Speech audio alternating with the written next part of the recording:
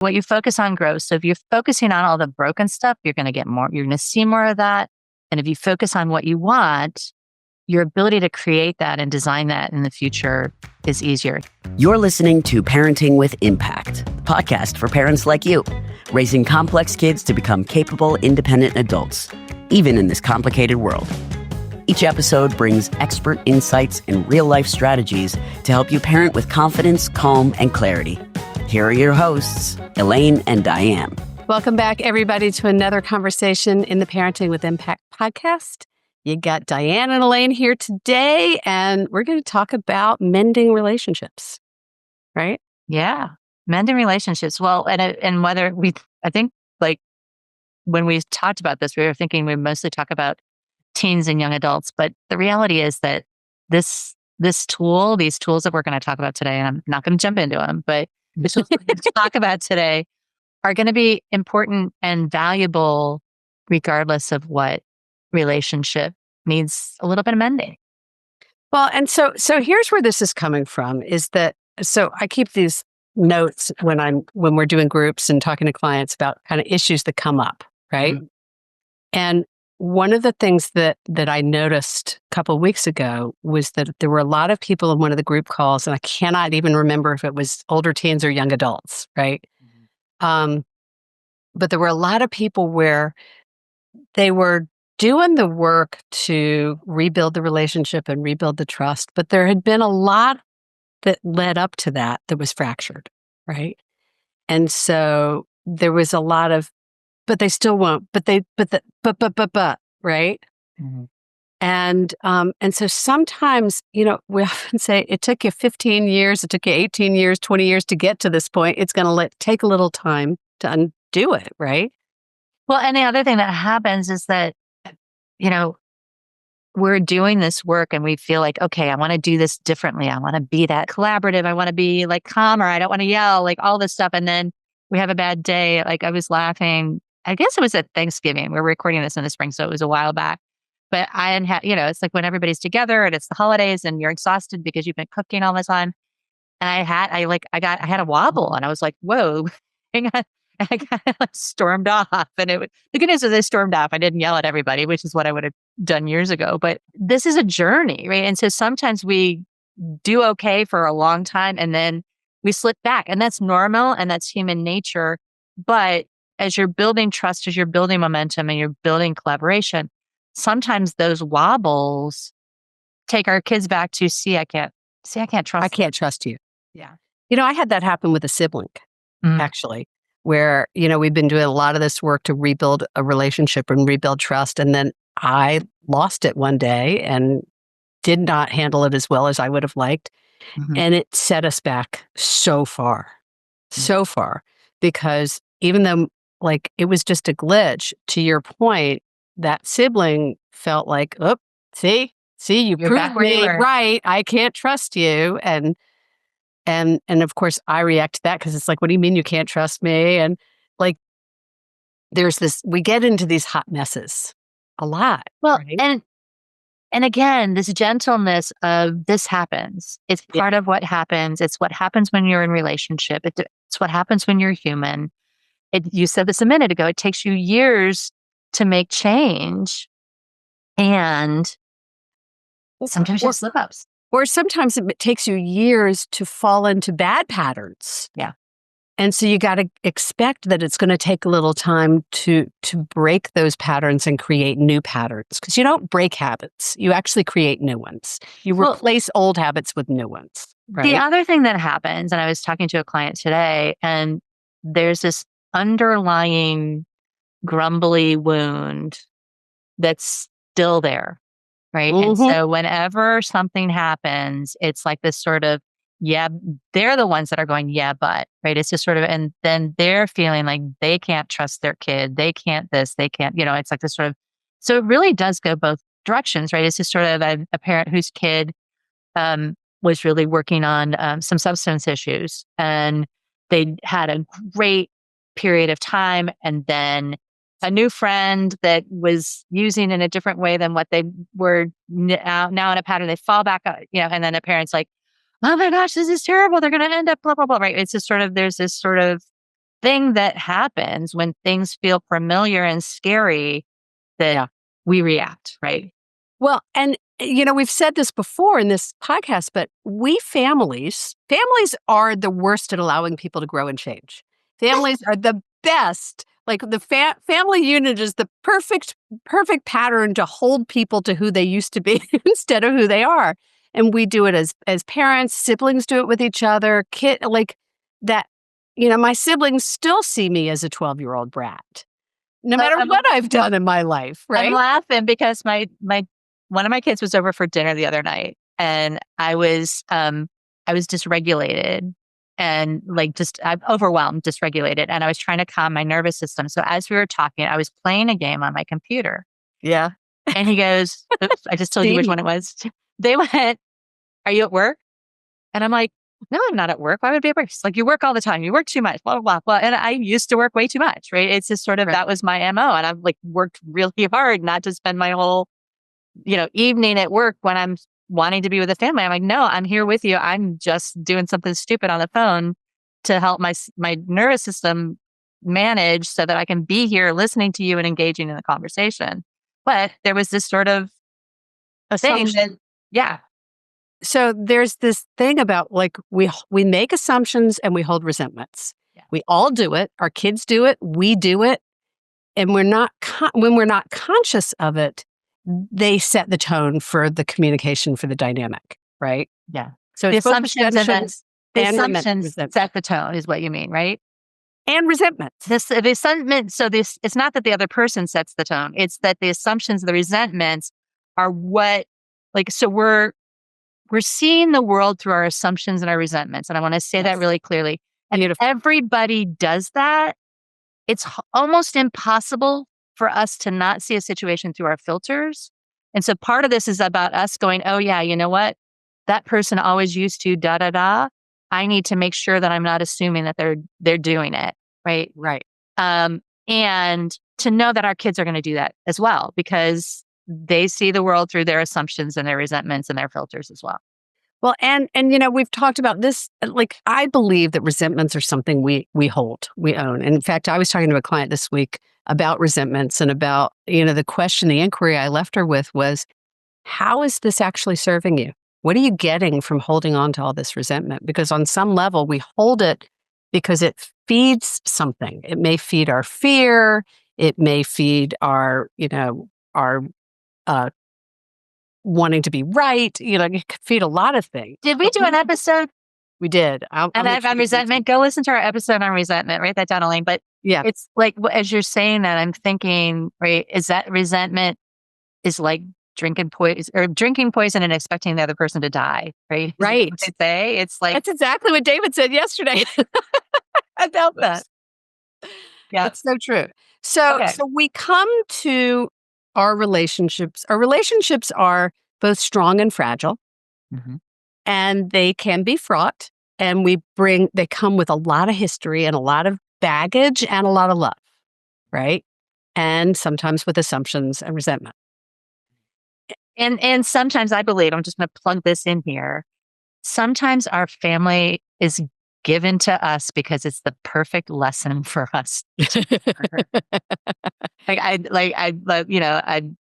I'm in my second long-term relationship. Well, more than two, but by officially a second long-term relationship. And it's amazing how his history, my history, all the history kind of lines up together. And it's like all the stuff that I still want to learn is stuff that he's learned. And all the stuff he wants to learn is stuff I've already kind of bumped up against. And it's like, I think that we're here in families because we get to learn from those relationships. Yeah.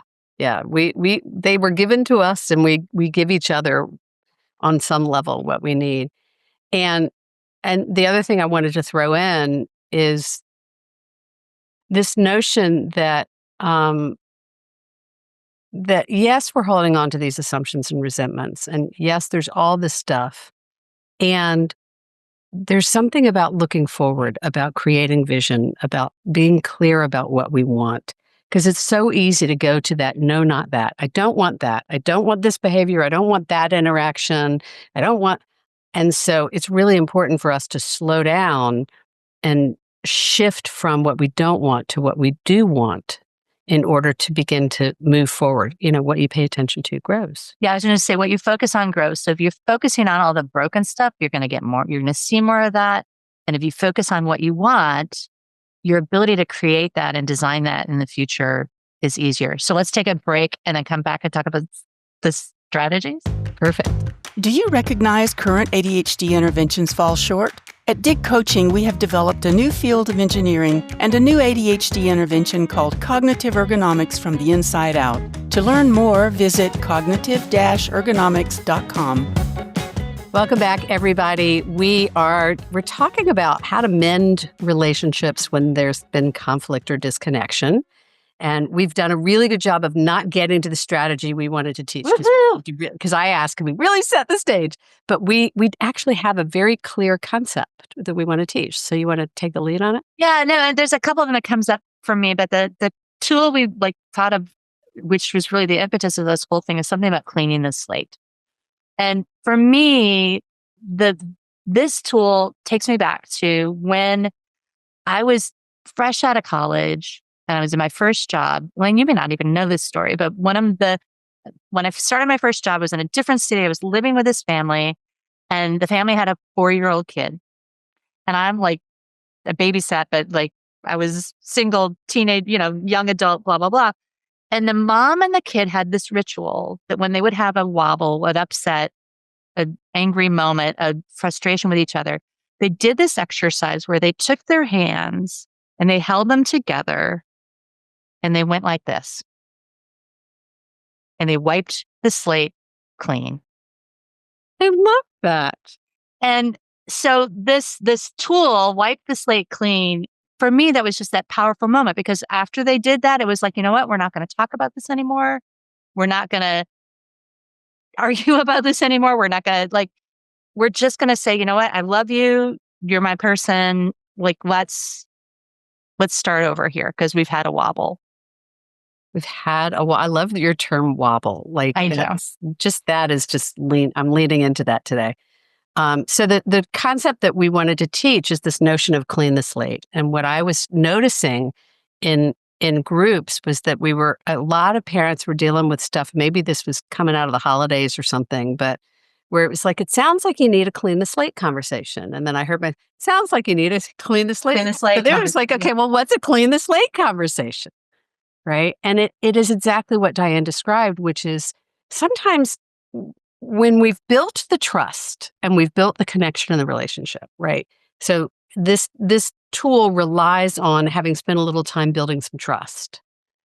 Sometimes instead of getting into this, that, he said, she said, there's an opportunity to come to our kids and say, hey, I see that you're acknowledged. I see that you're working on this or doing this, or I see that this is happening.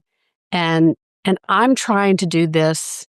Could we consider what do you think about, what if we clean the slate and kind of start fresh? Because I get you're working on your stuff and, I'm working on my stuff. And what do you think about the opportunity to kind of come back to a fresh start? Right. Well, and as I'm saying that, it's like one of the things that a clean slate is not is trying to get your kid to admit their faults.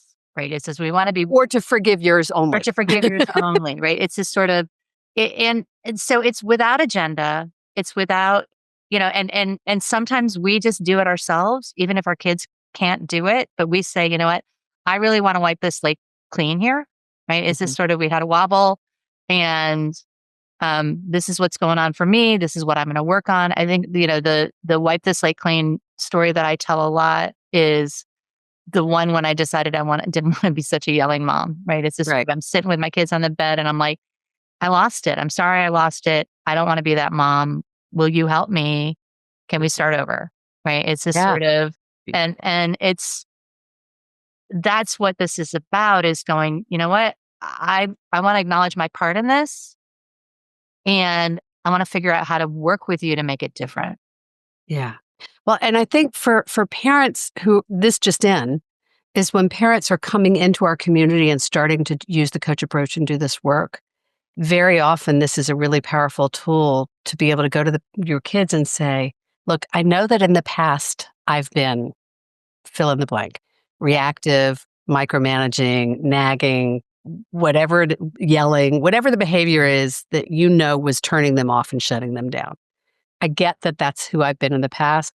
And I want you to know that I'm really making an effort to change that. Not only am I making the effort, but I've actually joined this program and I'm taking a class right, because our kids love to hear that we're actually doing Oh work on yeah. us, that it's not just about them. We're getting fixed and not just them. Right. They love that. It's like, I'm doing this. So this is a design conversation. So I want to ask your grace a little bit, or I want to ask if you'd be willing to give me the benefit of the doubt, or, whatever you're asking for. I want to ask if we can have a clean the slate opportunity, like whatever it is you want to ask for, but actually starting with the acknowledgement of what your role has been that's been pushing them away, and use it as an opportunity to invite them back.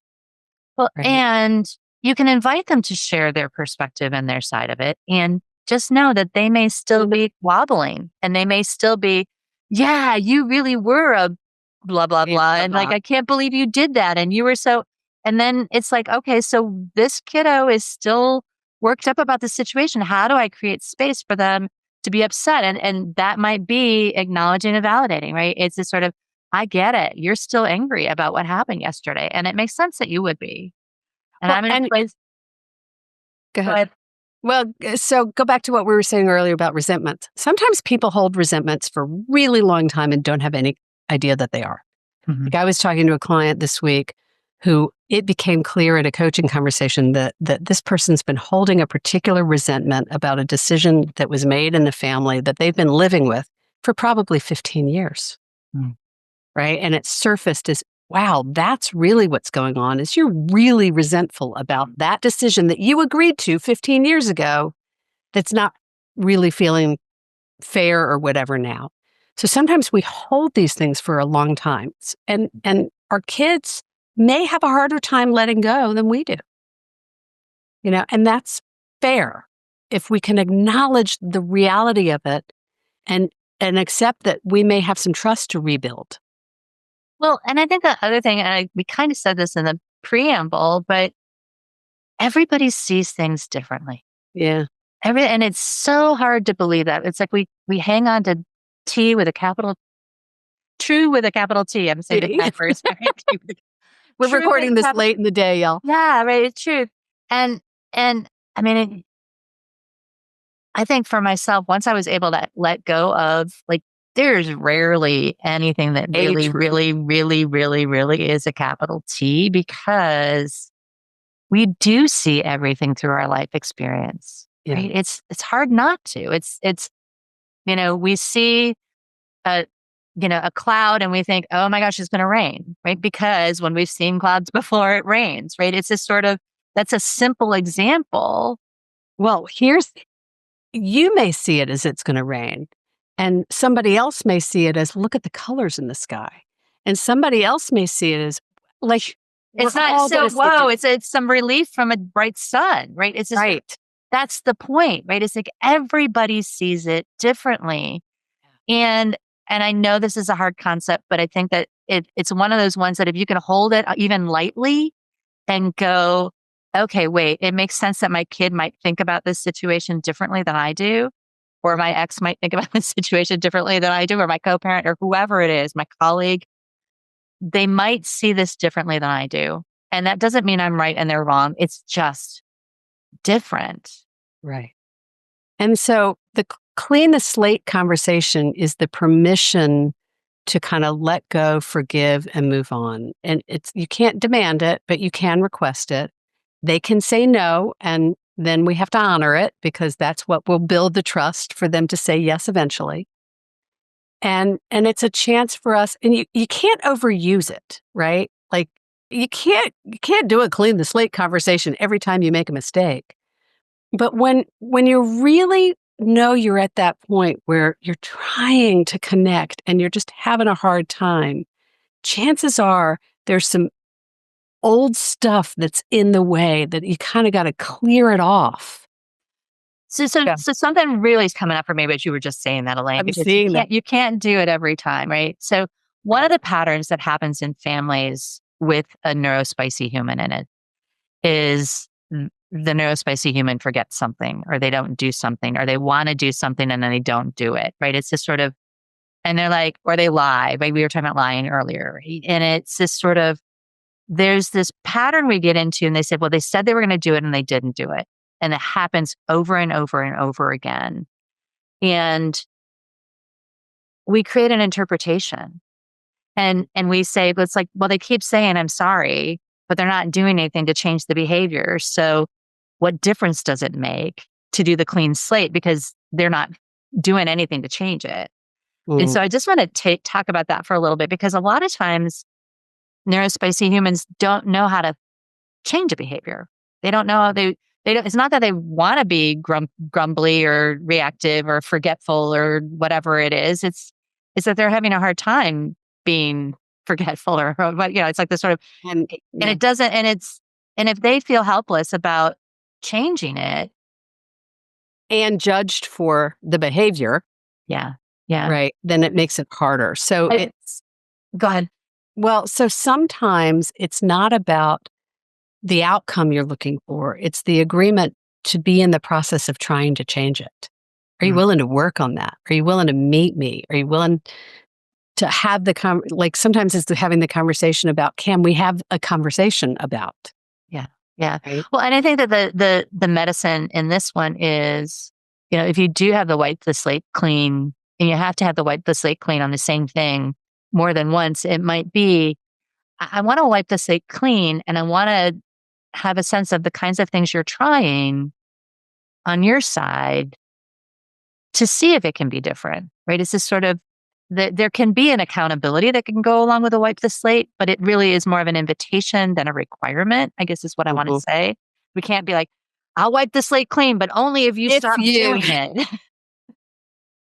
Yeah. No, you can't really have conditions, I think is the word, right? It's not a conditions. It's like, this is where, so this might be another place to talk about alignment versus agreement, right? We may disagree, but can we find alignment on, look, we both want to be able to work together on this issue, or we want to be able to have conversations without them always blowing up, or I want to be able to take a break when I'm getting triggered and come back to a conversation without you getting mad at me for taking the break because I'm triggered, or right, fill in the blank, whatever it is. If we can find alignment on what we're both moving towards, which is what I kind of was starting to say earlier, that vision of what we want instead of what we don't want, then the clean the slate is a beautiful opportunity to say, okay, let's let go of the details where we may not agree. We might come back to it later, but let's come back into alignment on, we want to be a team. We want to work together. We love each other and we want to support and trust each other, whatever that is. Or we're working towards trust. We love each other and we're working towards trusting each other, right? It can show up in a lot of ways. Anything else? No, we could talk about this all day though, but it feels like a really good place to pause. I think it's a good place to stop. What do you take it away from this, folks? What relationship maybe is coming up for you as we're talking about this, as you've been listening to this? What are you thinking about in the context of this? Or what dynamic maybe? And what's your insight or your awareness from this? And as always, thank you for what you're doing for yourself and your kids. At the end of the day, you make a huge difference. Yeah. Take care, everybody. You've been listening to the Parenting with Impact podcast with Elaine and Diane. For more information on the Impact Parents community or to join Sanity School for Parents, please visit impactparents.com. If you like what you've heard, please share this podcast with friends who need similar guidance and subscribe wherever you listen to podcasts.